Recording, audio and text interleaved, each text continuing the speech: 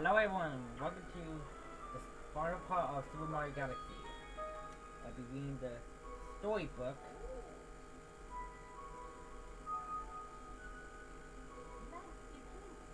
Okay, and the volume may had to be higher due to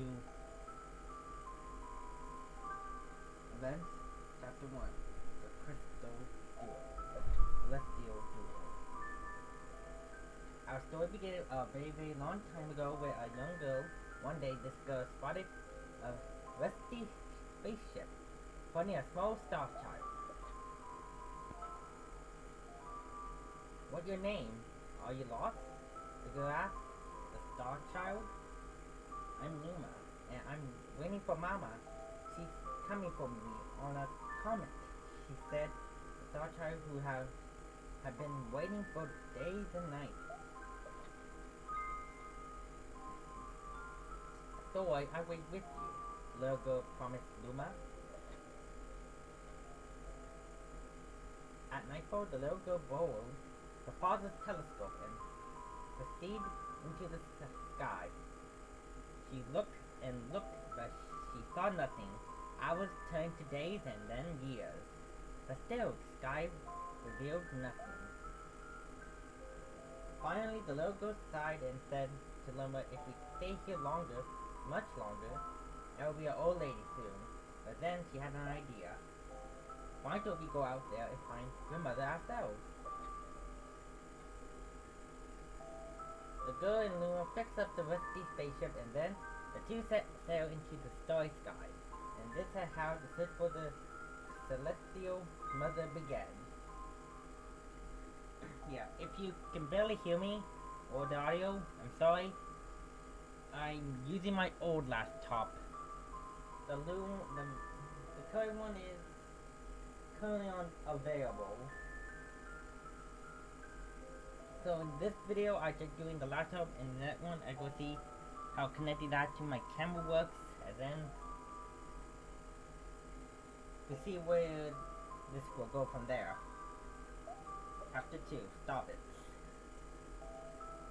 Day passed with no sight of the comet, or even a single planet that actually standing for as far as the eye can see. If I had known it was going to take this long, I would have packed more jam, said the little girl above the rumble of her belly.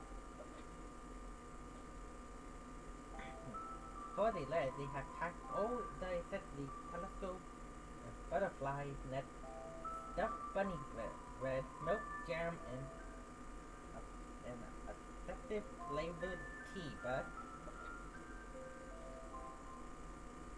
I've got to bring water. At the Luma pointed to lay of lighter, and the girl began to pump. As long as you had stopped it, it will be fine, said Luma. But the little girl couldn't stay mad after hearing this. Luma continued to laugh, and the girl couldn't help but just join in. Alright, maybe just a nibble. Learning far out of the ship, the pier began to collect starbits. With the girl net, they almost fell out of a few times, but they kept on collecting. The starbits tasted like honey. Chapter 3, The Comet. A beam of light proceeded through the ship window. Thinking it was the morning sun, the girl peered through the window, only to find a turquoise blue comet shimmering at her, shining at her. The little girl shot the sleeping Luma awake, and she shouted exactly, we have to get to that comet. The pair descended on the comet and found them that it was made of ice. They looked high and low, but Luma's mother was nowhere to be found. Exhausted, the little girl sat down with a flop, unhungry, unable to take another step. Look. Peering down at the ice ground, where Luma was pointing, the girl suddenly noticed crystals of starbit in the ice. Pretty good, huh? Finding starbit in my specialty, said Luma, bragging. so warm that I bet there's water here too. The two decide to stay on the comet for a while. Raiding the Tekoi comet, the pair continue their search for Luma's mother. Chapter 4, The Dream. One night, the girl dreamt about her own mother. "Where are you going?" she asked. Her mother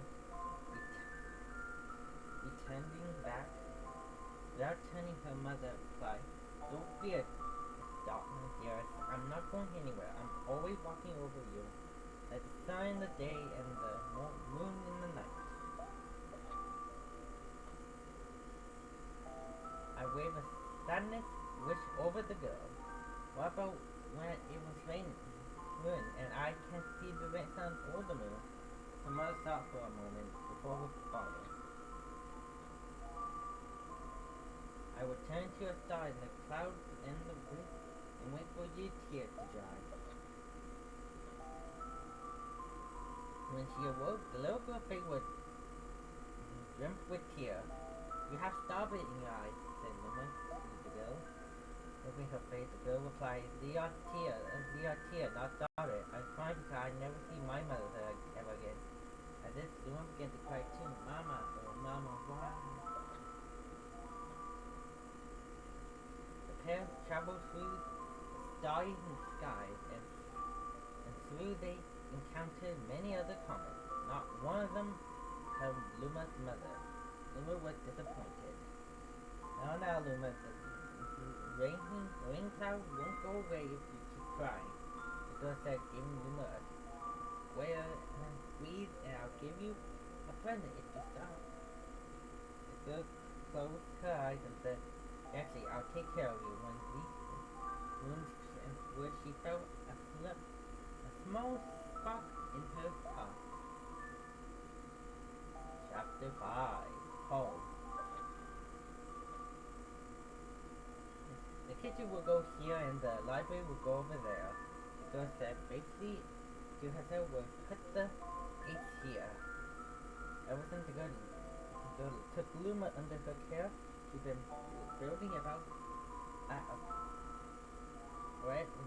feverish pace. It was a long work, but it was it to make a happy home. It turned out the stopper weren't the only thing buried in the ice. There were tools and furniture, unlike anything ever seen, and go use them to build a new home. Look at the complete house. Am I mad? And don't you think it's awfully big for just the two of us? With a elaborate bedroom, kitchen, fountain, and a gate, it was certainly special, surprising, but still something seemed to be missing. "If only my father, brother, and mother were here," the girl said. Wistfully, indeed, the house was too large for its two small residents. Night, clutching her favorite stuffed bunny close to her heart, girl fell asleep in the starship.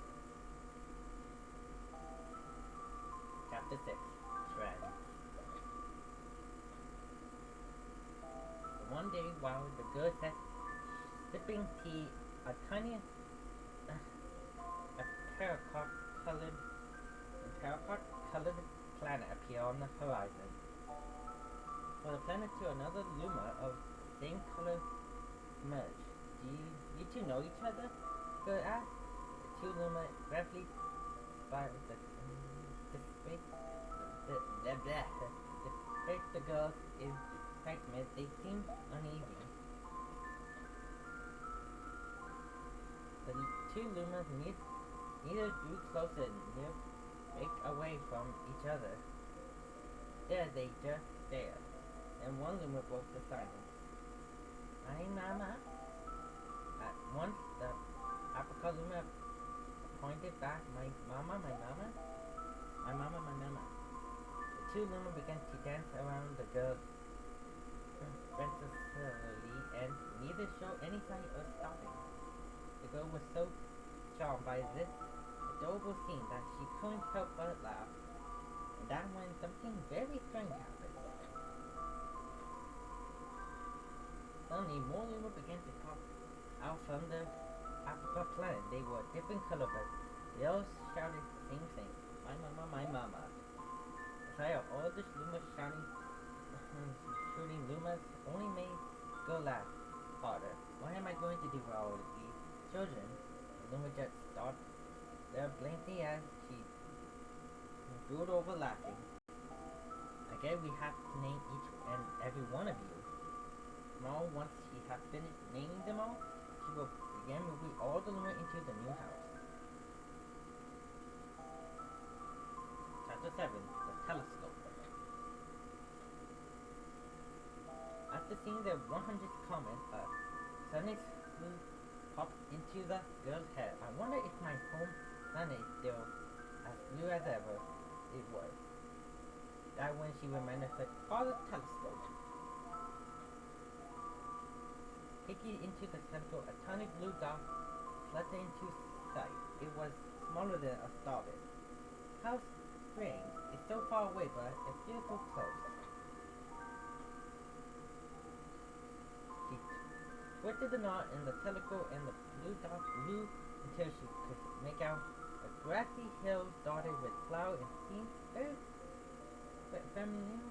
familiar to her. Zooming even closer, straight on her hill came to view.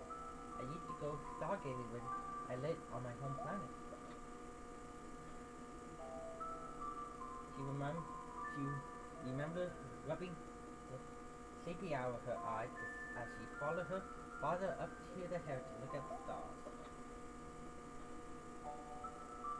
She remembered how she and her brother would slid down the hill. She remembered having a picnic with her mother in that hill on bright and windy days. And I want to go home. I want to go home right now. The girl went into tears. The Luma didn't know what to do. I want to go home. I want to go back to my house by the hill. I want to see my mother. The girl shouting now, her face wet with tears. But I know she's not there. I know all along that she was there in the sky because she's sleeping under the tree on the hill. The girl cried and held through the stars and a fellow over the area. Chapter 8, The Wish. We were unfairly quite cheery. One day, the girl became sad again. Luma drew closer and tried to comfort her. Mama, you still have me? And don't be sad about your mama, because she's a part of you. That means she's always close by. And like me, I love starfish because they remind me of my mama. No, the girl said, unable to stop the tears. I only looked across Luma's paper. It was soon replaced by a vibrant. I have an idea. I will transfer into a comet. A story comet that can carry you all on this journey. With that, Luma traveling bond with soared high into the sky and just as quickly started to plummet back down. Kabam! Kablam! The ground cooked and the bright light poured down of the center that the Luma had created. Bonds of light twisted together to form a comet trail. And then Luma emerged reborn as a comet. The girl could scarcely believe her eyes. But how? She kept asking. Our destiny as Luma is to transform into different things, said Red Luma, who had suddenly appeared. Star comet planets can become all these things. When I grow up, I want to become a star that makes someone special, Sarah said, agreed Luma. A blue Luma came in the Luma turned into a real cutie of a comet, didn't he? All the Luma together said, no more cry, Mama. Thank you, said the girl in a whisper as she pulled the Luma close and hugged them. From that day on, Dobbit no longer fell from the girl's eyes. The comet set forth for the girl's home planet, its long tail blazing, probably behind it. Final chapter, family. With its many lumens and telescopes, the comet was quite a sight to behold. The girl and the Luma were proud to call it home. As a welcome party for the new Luma, the girl gathered everyone in the kitchen and said in a louder voice than usual, "Alright everyone, let's make a cake, I'll go with Starburst and it will be a star cake." The Luma excitedly began to gather the ingredients. As she watched the Luma scurry about, the girl smiled and swore to herself, "This is my family now, and I will stay with them until they're ready to leave the nest. When they do leave, I'll see them off with a smile." Because what makes a mother happy? The night when the girl lay down, the soft light below her reminded her of the blue planet she once called home. But it would be nice to return home once every 100 years too. That been my favorite sleeping note. The comet carried the Luma and the girl continued on their journey to this very day. With more family members, for them can be continued at it that the comet visited the girl home and once every 100 years, a crowd with white tail gathering in the sky. The end. That's all my story. That's all. My story is finished. Okay.